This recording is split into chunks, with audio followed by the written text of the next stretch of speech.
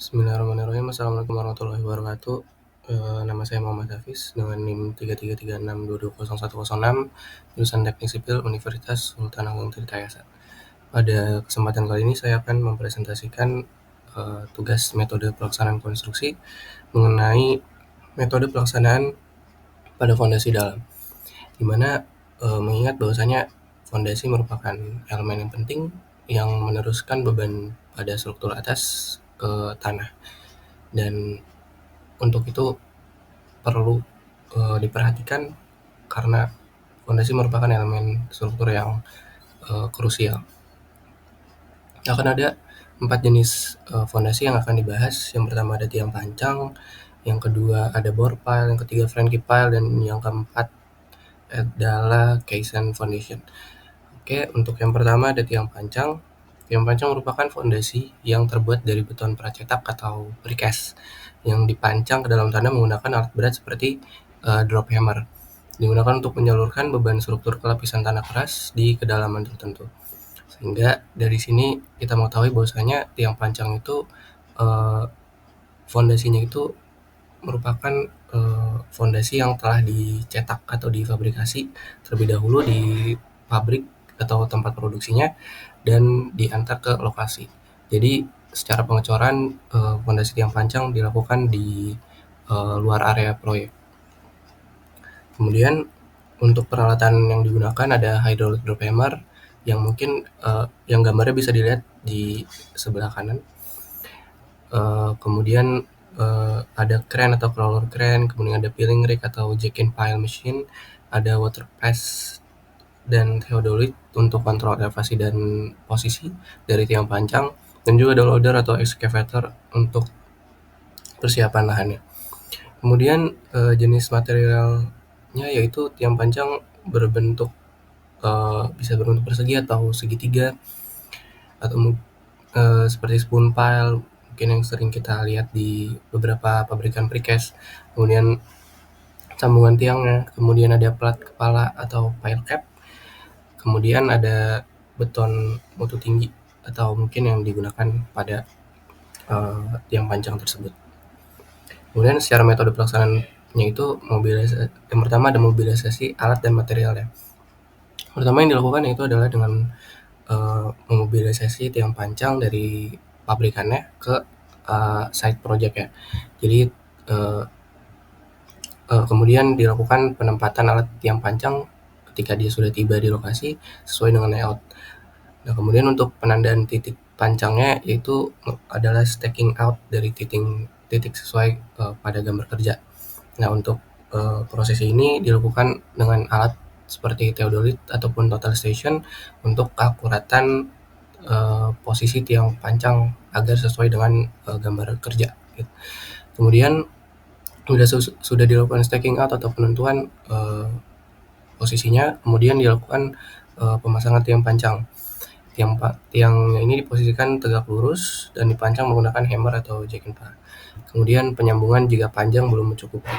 Nah, terus ketika sudah dilakukan kontrol kualitas dengan pengamatan pukulan per meter atau blow count, atau juga dengan pengujian PDA atau Pile Driving Analyzer atau SPT tambahan.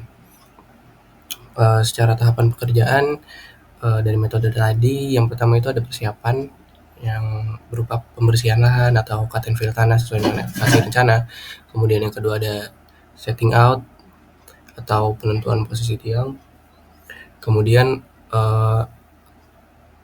ada pemancangannya yang berupa pengangkatan tiangnya, kemudian pemasangannya, dan yang keempat yaitu adalah pemotongan dan finishing, dan yang terakhir itu ada pekerjaan lanjutan seperti pemasangan pile cap, pengecoran pile cap, dan integrasi ke struktur atas. Nah, untuk keunggulannya sendiri yaitu produksi massal dengan mutu terkontrol, waktu pemasangan cepat, dan cocok untuk beban besar dan kondisi tanah yang lunak. Namun kelemahannya sendiri itu yang pertama ada getaran tinggi yang berpotensi untuk mengganggu lingkungan. Dua, sulit dilakukan di lokasi proyek yang sempit seperti area perumahan dan sebagainya. Kemudian panjang yang terbatas sehingga perlu sambungan ya, karena pabrikan itu kan panjangnya juga disesuaikan sama spesifikasi mereka, belum tentu sesuai dengan spesifikasi yang direncanakan. Kemudian risiko lapangan yaitu yang pertama adalah patah saat pemasangan, yang kedua deformasi akibat benturan, dan salah titik pancang. Oke, selanjutnya yaitu ada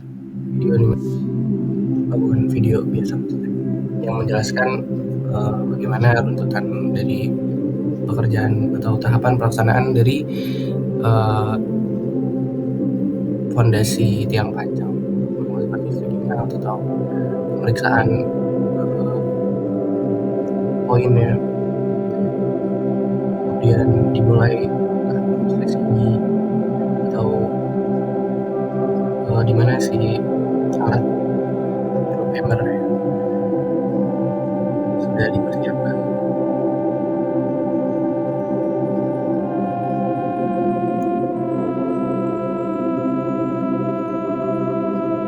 Kemudian disejajarkan terus antara as dari dengan menggunakan alat berat ya. Kemudian sambil disesuaikan dengan titik khasnya, setting out poinnya seperti ini.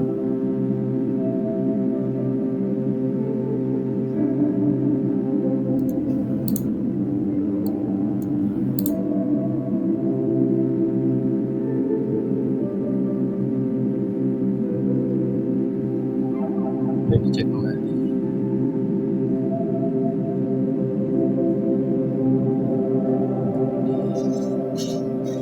Cek kontrol terhadap posisi vertikalnya.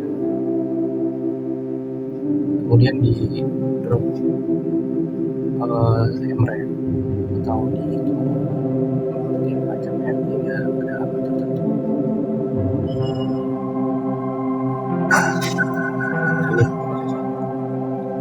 Ini di tiang pancangnya dengan drop hammer. Video ini berlangsung hingga durasi cukup panjang dan sudah cukup secara penjelasan dari gambaran metode pelaksanaannya. Maka kita bahas jenis fondasi yang selanjutnya. Jenis fondasi selanjutnya itu adalah bore pile. Bore pile sendiri berbeda dengan tiang pancang, di mana bore pile itu sistem pengecorannya itu on-site. Jadi pengecoran dilakukan di area proyek konstruksi yang dilaksanakan.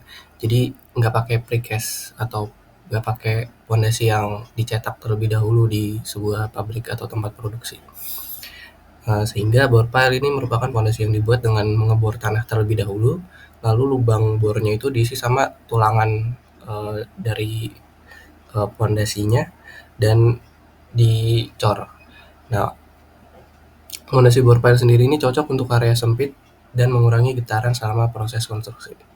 Oke, lanjut ke peralatannya. Yang digunakan yaitu ada bore pile machine, ada bucket auger atau continuous flight auger, kemudian ada trimmy pipe untuk pengecoran di dalam lubang bor, dan juga ada concrete truck mixer dan concrete pump.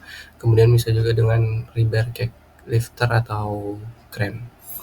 Jenis materialnya biasanya digunakan beton segar atau mix beton dengan mutu tinggi ya, di atas Evaxon C lebih dari 25 MPa. Kemudian besi tulangan utama dan spiral, rebar cake.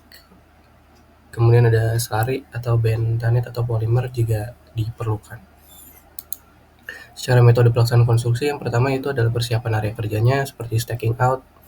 Sama seperti yang dijelaskan sebelumnya, ada perataan tanah dan akses alat berat dan juga keamanan. Pengeboran prosesinya itu dengan pengeboran lubang vertikal sesuai dengan diameter dan kedalaman yang direncanakan. Kemudian adalah penggunaan casing atau slurry untuk tanah yang labil. Jadi kalau semisal tanahnya labil bisa digunakan casing ya. Jadi seperti tempat cetakannya gitu. Kemudian ada pemasangan tulangannya Pemasangan tulangan itu, si tulangan itu difabrikasi terlebih dahulu, dirakit sesuai dengan dimensinya dan kemudian dimasukkan ke dalam lubang bornya. Nah, setelah itu baru dapat dilakukan pengecoran, di mana pengecoran tersebut dapat digunakan dengan trimming pipe agar tidak tercampur antara beton dan tanah. Kemudian dilakukan pengecoran tersebut dengan kontinu atau tanpa henti sampai area atau dimensi tiang bor pile itu terpenuhi.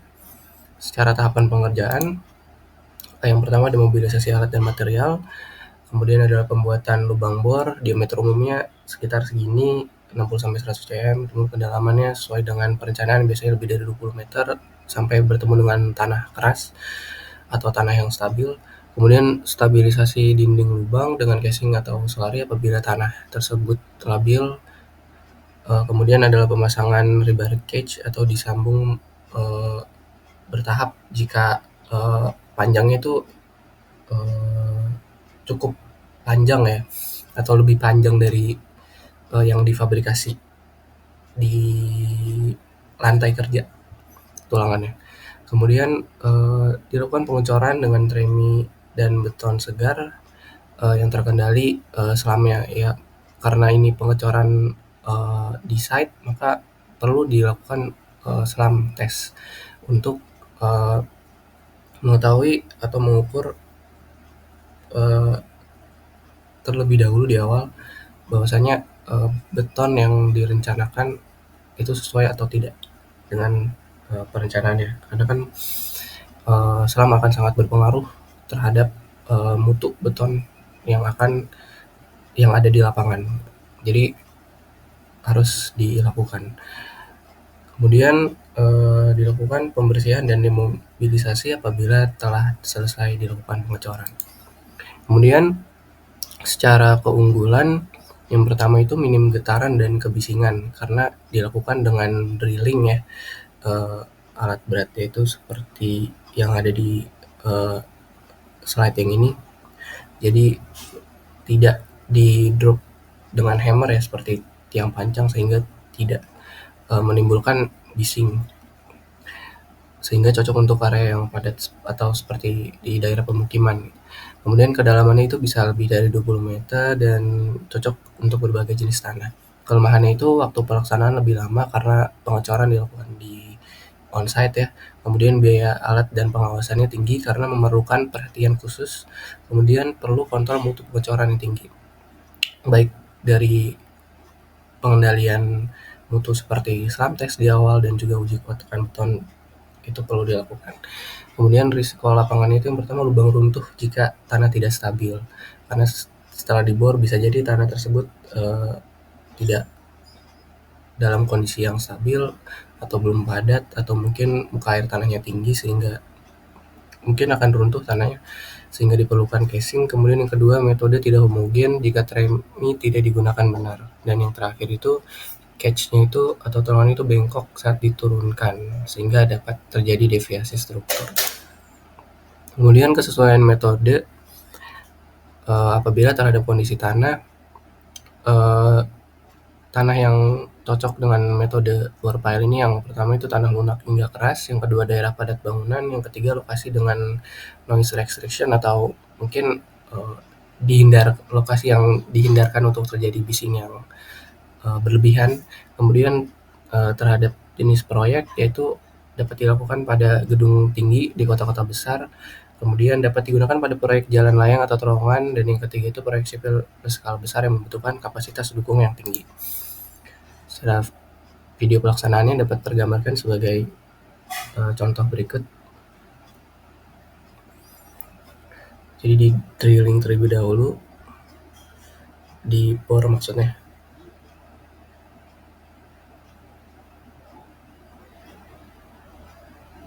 sampai kedalaman yang sesuai atau bertemu dengan tanah keras. Kemudian baru dimasukkan tulangannya dan dapat dilakukan secara bertahap. Kemudian dilakukan batasan atau fixingnya, baru dapat dilakukan pengecoran sampai di Oh, ini disambung ya. Jadi biasanya dari posisi tadi itu bisa langsung diteruskan ke atas.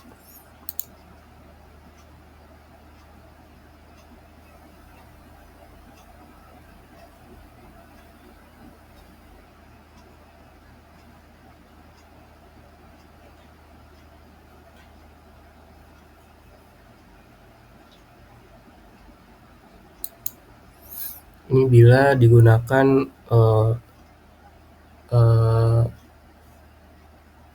besi ya atau baja, sehingga bisa juga sebenarnya dilakukan dengan fabrikasi tulangan seperti yang di langkah awal, sehingga dapat diteruskan sampai di titik elevasi yang ini, sehingga nanti tinggal dilakukan pemotongan. Seperti itu untuk gambarannya. Kemudian ada jenis fondasi selanjutnya, itu ada Frankie Pile, di mana jenis fondasi tiang yang ini dibuat dengan menggunakan dengan membentuk bulk atau seperti gelembung ya, beton yang merupakan beton padat di ujung bawah tiang yang menggunakan tumbukan dry block yang kemudian diisi beton. Nah, dikenal memiliki kapasitas dukung yang tinggi pada ujung tiangnya karena ujungnya di beton terlebih dahulu. Kemudian secara peralatan, yang pertama ada drop hammer rig atau alat pemukul beratnya, kemudian ada casing baja untuk melindungi lubang, kemudian ada pasak atau dongkrak baja sebagai pendorong, ada concrete bucket dan alat pemadat, ada alat bantu seperti kren dan surveyor tool untuk pemastian titik pondasinya. Kemudian ada jenis material seperti beton segar dengan berkualitas tinggi, kerikil batu pecah untuk bagian ujung atau dry plug, kemudian ada tulangan atau rebar cage untuk inti tiangnya, dan juga ada casing baja yang bisa sementara atau dilepas kembali.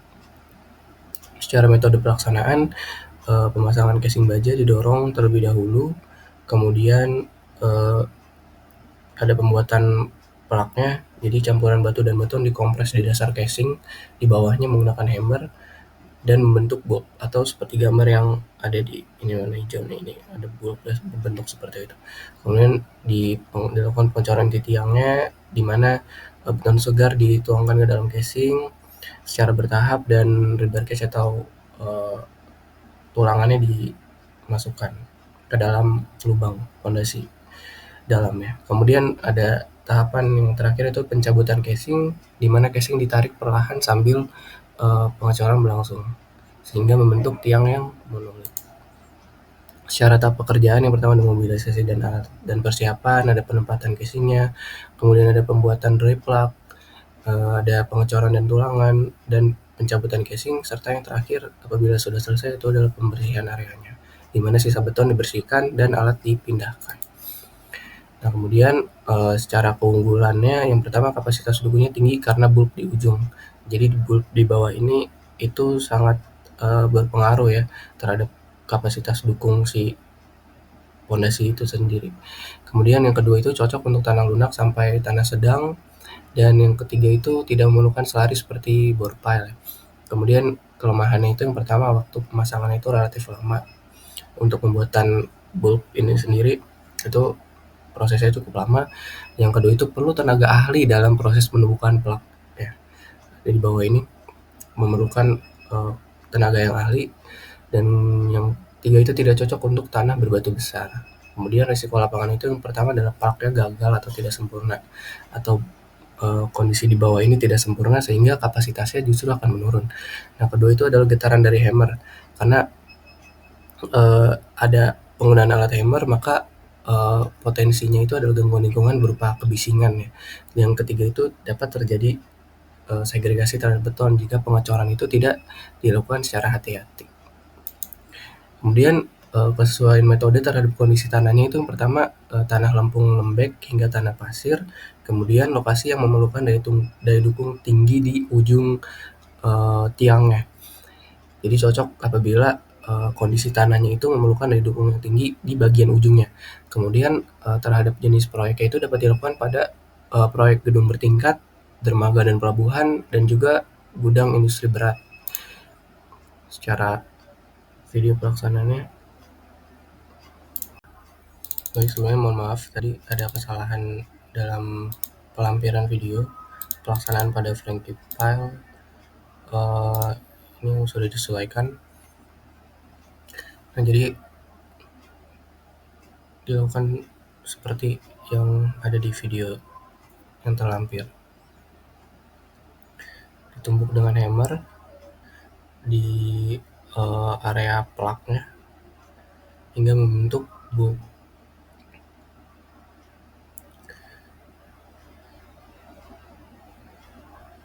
Kemudian dilakukan pemasangan case atau tulangannya, kemudian dilakukan pengecoran dan disambung dengan fondasi dangkalnya, atau apabila digunakan juga fondasi seperti footplate, dan kemudian diintegrasi ke struktur atas. Jadi prosesi dari Frankie Pile itu tergambar seperti yang ada di video ini. Kemudian dilanjutkan di fondasi Kaizen, di mana fondasi ini merupakan fondasi yang berbentuk silinder yang besar ya, dari beton bertulang yang diturunkan secara vertikal ke dalam tanah melalui penggalian di bagian bawahnya.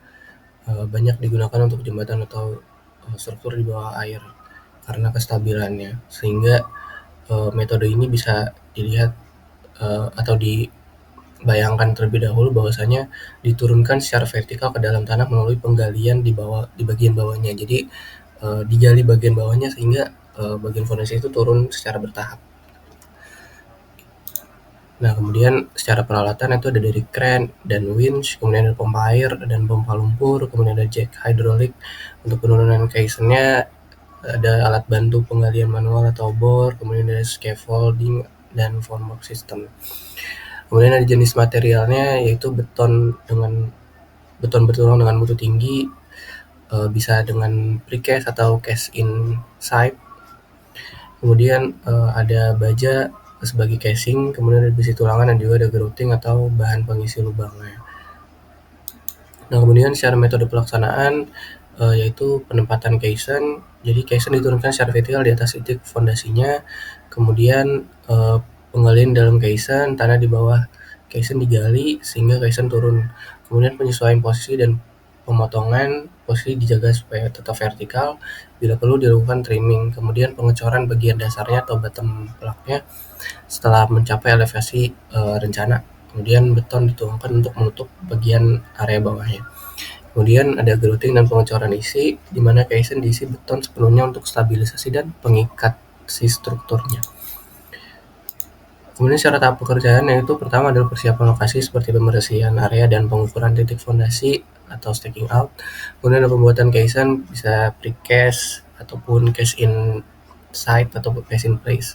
Kemudian ada penurunan Kaizennya menggunakan berat sendiri dibantu dengan jack. Kemudian ada penggalian bawah Kaizen dilakukan manual atau alat hingga elevasi rencana. Kemudian ada pengecoran bagian bawahnya atau bottom blocknya. Kemudian ada pengisian Kaizennya dengan beton bertulang. Kemudian ada finishing dan integrasi dengan struktur atas. Nah, kemudian untuk keunggulannya, yang pertama itu cocok untuk kondisi di bawah air seperti sungai atau laut. Dan yang kedua itu adalah struktur itu masif dan sangat stabil. Kemudian terakhir itu bisa dibangun dalam ukuran yang besar dan kedalaman yang tinggi atau dalam. Tingkat kedalamannya tinggi. Kemudian secara kelemahan itu prosesinya itu lambat dan mahal karena memerlukan banyak alat berat, dan juga yang kedua membutuhkan tenaga terlatih dan alat khusus. Operator alat beratnya pun harus sudah memiliki banyak pengalaman ya, karena untuk menurunkan struktur dengan menggali tanah yang di bawah terlebih dahulu itu memerlukan ketelitian dan skill yang tinggi. Kemudian risiko kecelakaan saat penggalian manual itu ya, atau disebut dengan Kaizen terbuka. Jadi risiko kecelakaan itu adalah mungkin ketika tanah tersebut tidak stabil dan bisa berakibat keruntuhan seperti itu. Kemudian dari risiko lapangan, yang pertama penyusupan air atau lumpur ke dalam Kaizen. Yang kedua adalah posisinya itu melenceng saat penurunan, yang karena akibat berat sendiri dan kondisi tanah itu mungkin dapat mengakibatkan posisi saat fondasi Kaizen itu diturunkan dapat terjadi kesalahan atau posisi si casing itu melenceng. Kemudian yang ketiga itu ada segregasi beton, di mana ini terjadi apabila pengecoran itu tidak dilakukan secara kontinu. Nah, sesuai metodenya terhadap kondisi tanah, yang pertama itu cocok untuk tanah lunak hingga sedang, yang kedua itu cocok untuk kondisi dengan muka air tanah tinggi atau di bawah air, seperti konstruksi dermaga atau bangunan air yang ada di sungai. Kemudian sesuai metode terhadap jenis proyek, cocok untuk fondasi jembatan yang dibangun di atas sungai atau laut. Kemudian yang kedua itu menara transmisi di perairan, dan yang ketiga itu dermaga dan bangunan pelabuhan. Sehingga dapat disimpulkan bahwasanya metode Kaizen ini sangat diunggulkan pada pekerjaan konstruksi di bawah permukaan air ya, seperti di laut atau di sungai. Methods available to suit soil and site conditions, caisson and underpin. The caisson method is most suitable in non-cohesive soil or excess groundwater environments. Caisson construction rings are assembled on the surface and then pushed down using a jacking force. Methods available to suit soil and site conditions, caisson and underpin. The caisson method is most suitable in non-cohesive soil or excess groundwater environments. Caisson construction rings are assembled on the surface and then pushed down using a jacking force. Methods available to suit soil and site conditions, caisson and underpin. The caisson method is most suitable in non-cohesive soil or excess groundwater environments. Caisson construction rings are assembled on the surface and then pushed down using a jacking force. Methods available to suit soil and site conditions, caisson and underpin. The caisson method is most suitable in disimpulkan bahwasanya fondasi yang dapat dilakukan atau digunakan yang menyesuaikan dengan berbagai jenis berbagai jenis lokasi proyek, yaitu adalah bore pile.